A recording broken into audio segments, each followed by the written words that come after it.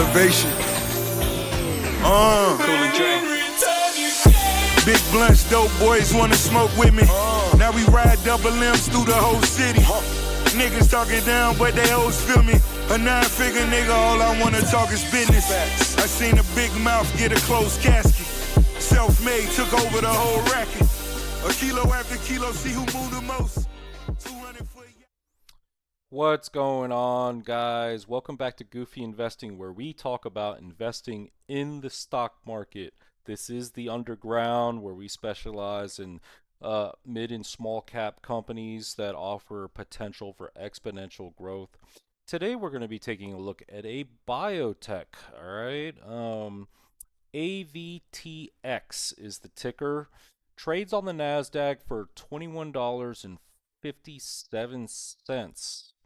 Market cap is 576.23 million. Short interest is about 20% or shy of 20% short interest on this. On the 5-day chart, this thing is up 58%. What are they? Where are they headquartered and what do they do? Okay. Well, this is a biotech, as we said, in the healthcare sector. They're headquartered in Wayne, Pennsylvania, and they're developing a drug that takes care of HS. All right, and HS is essentially let me give you the technical term of it. Hidradenitis suppurativa. Okay, and essentially that is a skin disorder where it affects within the hair follicle, and there's an infection that begins within the hair follicle due to an immuno issue in the body, and then a bunch of ugly stuff starts happening. It starts forming tunnels, and then ingrown hair infections and different bad stuff happens. And essentially, there's some pictures of it, and here are the common areas of the infection. Back of the neck, which is pretty much the nape of the neck, breast and chest, armpit, this armpit and groin area, or the inner thighs, typically where skin rubs together and it's easier for the hair follicles to kind of get infected or ingrown hairs to happen. But you see it a lot in the buttocks, in the anus area of someone, unfortunately, and predominantly you see a lot of this HS problem in women. Okay, but men too can have it as well, but more predominantly, and there are some different demographics where it's more applicable to. But regardless, let's look at the actual total addressable market. But before we get into all that, we're going to do a sniff check on some stuff. Valuation sniff check: 98.34 million in cash, half mil in debt. Great balance sheet. This is a pre-sales company. Okay. And with that, we have to look at cash burn. And in this video, we're going to be doing balance sheet, cash burn analysis. We're going to look at timelines, consensus estimates, and I'll also get into some total addressable market stuff and so forth. And then, of course, I'll let you know what I think about the investment and so forth. All right. So going back to the corporate presentation, they have this drug that's in phase 2 clinicals or going to enter phase 3 clinicals shortly here. And this drug is, of course, it's some pharmaceutical crazy name, Abdacabart Avtx-009. Okay. And essentially the business model of actually dosing is they're going to start with a 600 milligram dose, and then they're going to start reducing to 300 mils and then to 150 mils weeks and so forth after the initial 600 mil dose. And this dose is this drug is more of an antibody drug that's going to be administered to the patient. All right. So that's what's going on with this as far as, and then the company recently actually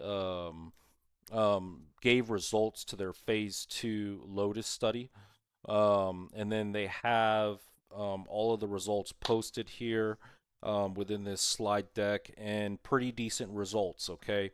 I'm not an actual scientist, so I'm not going to get into the specifics because I can't speak on that. But overall, the phase two is pretty much a success. And with that, they also offered a initial offering or a pricing offering, and this is pretty common with biotech companies, guys. So going back to the valuation sniff check, this 98.34 million in cash is going to be refreshed pretty soon here because they plan to throw another 375 million on the balance sheet. So with that, 5 days ago, we'll go back to the chart. Why is the stock going up? Okay, we'll do 5 days. And then why is the stock going up, guys? All right. So the stock is going up because the market is recognizing there's results and there's going to be more cash put on the balance sheet.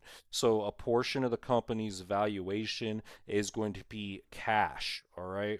So if the company puts, we'll do some math. I'll pull out my handy dandy calculator. If the company has 98.34 million in cash and then they raise another 375 million, they will have 473.34 million. They also intend to issue pre-funded warrants to help with the underwriting process. And essentially, when you're working with banks for actual public offerings of, stock issuance and selling shares, the banks have underwriters that will underwrite the valuation and charge tremendous fees off this because that's their business model. So these actual banks that they're working with are TD Cohen and Bank of America Securities. And they're acting as a joint book running managers for the offering. Okay, so these are the two investment entities or financial institutional investment entities that are raising the shares. In the underwriting process, they're going to be doing options on about 15% of the float to help with the underwriting to get this offering to be more successful. Okay. So you have 15 per, now you have a situation where you have 15% float pressure right now, and then you have the actual offering of 375 million, okay? So if they have 473.34 million on the balance sheet, we'll take a look at their cash burn. And on the cash flow statement, all I'm going to do is I'm going to look at the net income and see how much they're burning. And then I'm going to make the assumption that they're going to burn 78.3 million a year. So I'm going to divide the added up cash from the offering and their actual balance sheet, and we're going to determine how many years of cash burn rate they're projected to have. So they're projected to have 6 years of cash burn rate. Okay. Now I'm going to go to their consensus earnings estimates to see what the market is betting on them to do in projected sales. Okay. So the market consensus estimates are saying they're not going to break into sales until 2029, but 2030 is really when sales execution ramps up dramatically. So we're in the middle of 2026. So 2026, 2027, 2028, 2029. I'm going to consider 2029 a pre-sales arena. Probably they do the 6 million on the back half or the last quarter of. So they're 4 years away from sales execution, and they have a projection of 6 years of cash burn. All right. So, clinicals take a while. Even a phase three can take years, okay? And so that's where analyst consensus estimates are gauging these sales. All right. I've looked into the company. This actual drug offering, this is the only drug offering they have in the pipeline. So this can be seen as more of a one-trick pony for now. Okay.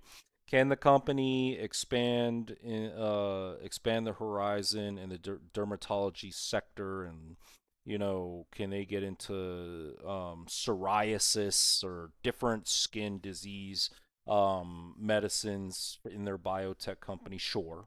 Okay. But for now, this is the only play right here. They only have this one drug in the pipeline. So if I'm gonna so if they're 4 years away from sales execution and they do this offering, what's going to end up happening is the market is going to, with the actual cash burn hitting the balance sheet, the market is going to be um, looking at monitoring the company's valuation based on their cash balance and cash burn. Okay. So the less liquid the company is, and the more risk to bankruptcy the company has, less valuation stock's going to actually command. Okay. So that's something you got to think about. Let's look at actual Wall Street ratings or price targets from the street. So the street says that in a year, their average price target is $45.91. That's the average on the mid, and then on the low it's $35, and on the high it's $62. Okay.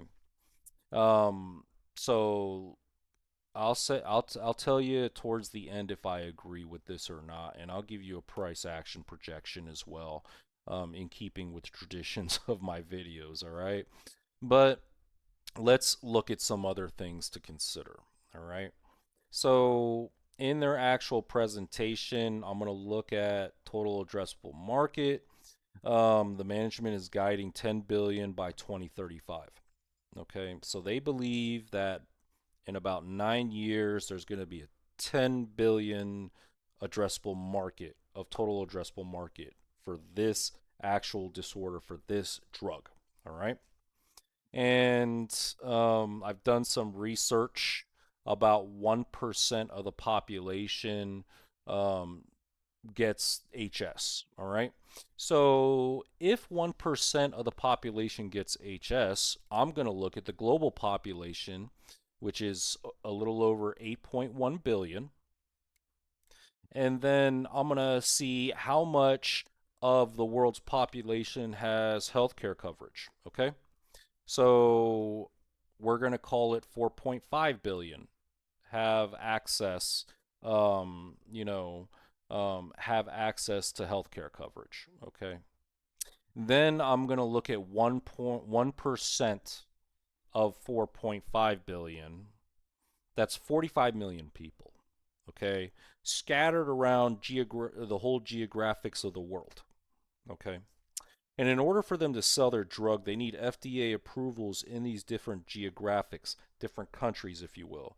So it's dependent, this 45 million total addressable market or target market of people, okay, the actual addressable customer or audience is going to vary between the United States FDA, European FDA, the Saudi FDA, whatever, okay?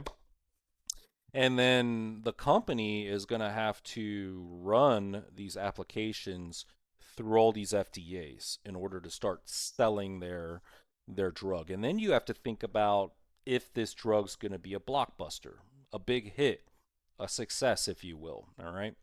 So with that, all right, if it's a 10 billion market of total addressable market, consensus estimates have them in 2035 doing 1.08 billion in sales.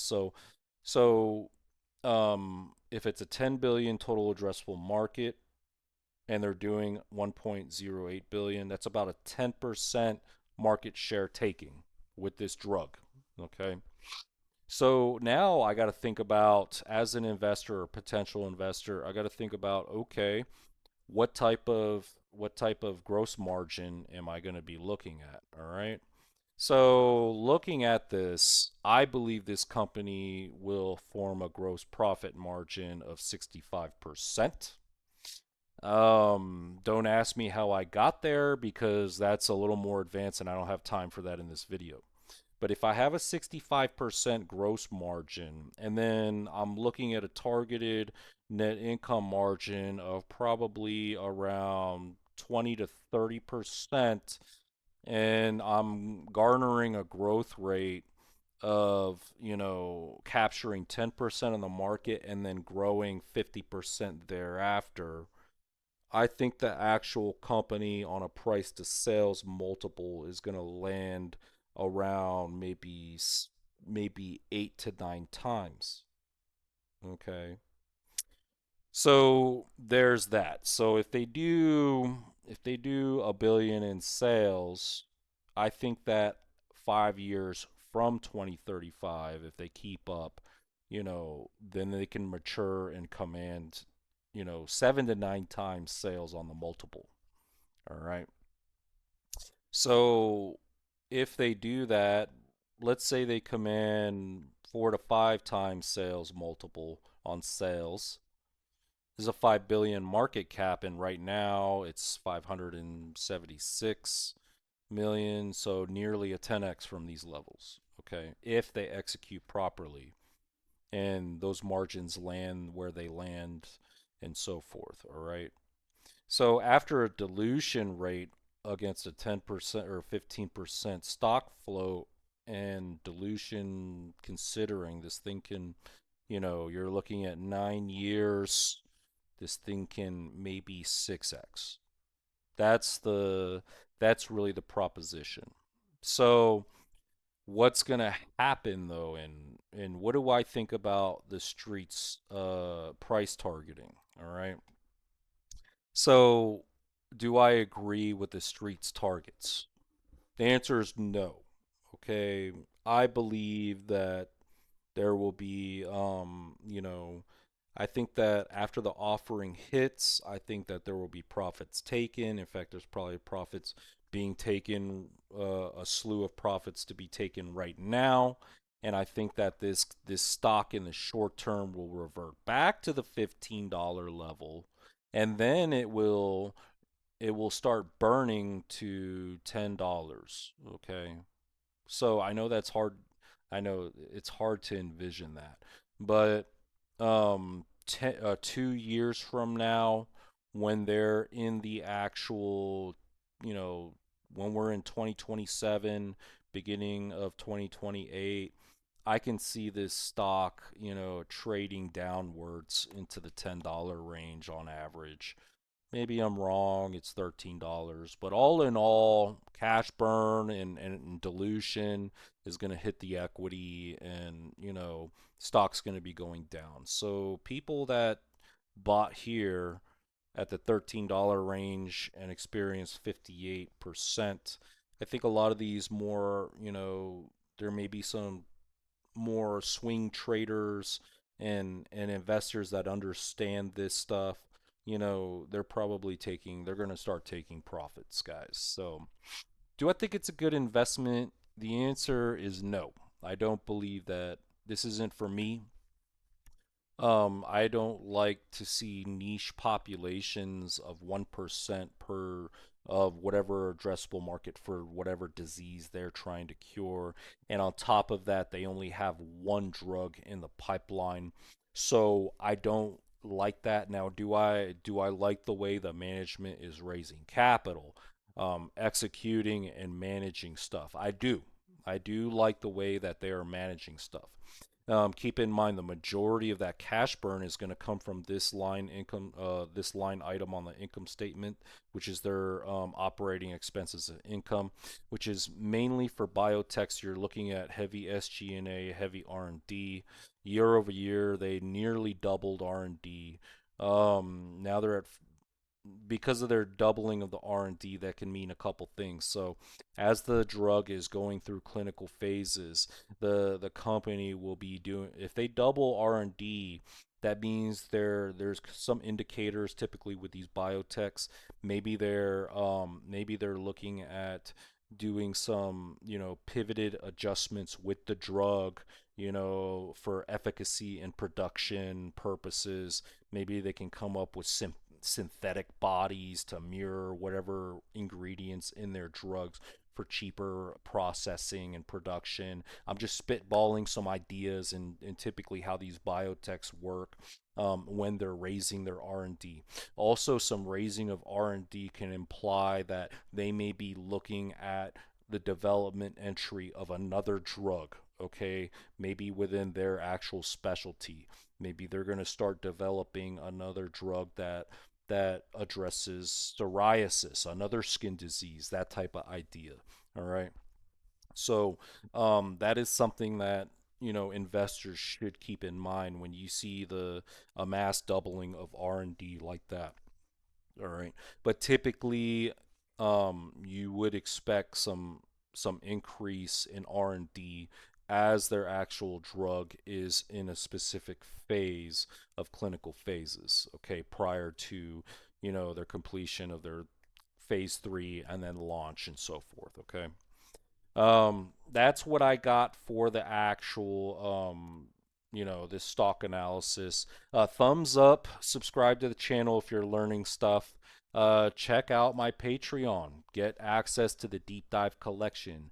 In this deep dive collection, you're going to find exclusive analysis of investor development stuff that you're not going to find anywhere. Quite frankly, I don't think you're going to find this anywhere in the world, especially tailored to how I do things. I think really advanced investors will understand what I'm doing in this deep dive collection. You'll also benefit off community of high growth investors, some of them actually already becoming millionaires on the channel, and then direct access to me. $14.99 a month, you can't beat it. I'll never raise the price on you. If that's too much, click this button up top and pay annually and save 20%. So with that being said, I appreciate everybody's support for my YouTube channel and my Patreon. And until the next time, take it easy. You take the blue pill, the story ends. You wake up in your bed and believe whatever you want to believe. You take the red pill, you stay in Wonderland, and I show you how deep the rabbit hole goes. One thing to question your mind, it's another to question your eyes and ears. Remember how you felt when you were alone? Was pain. You were miserable. That's why we're here. You're not gonna do it, are you? Change the world. You're afraid.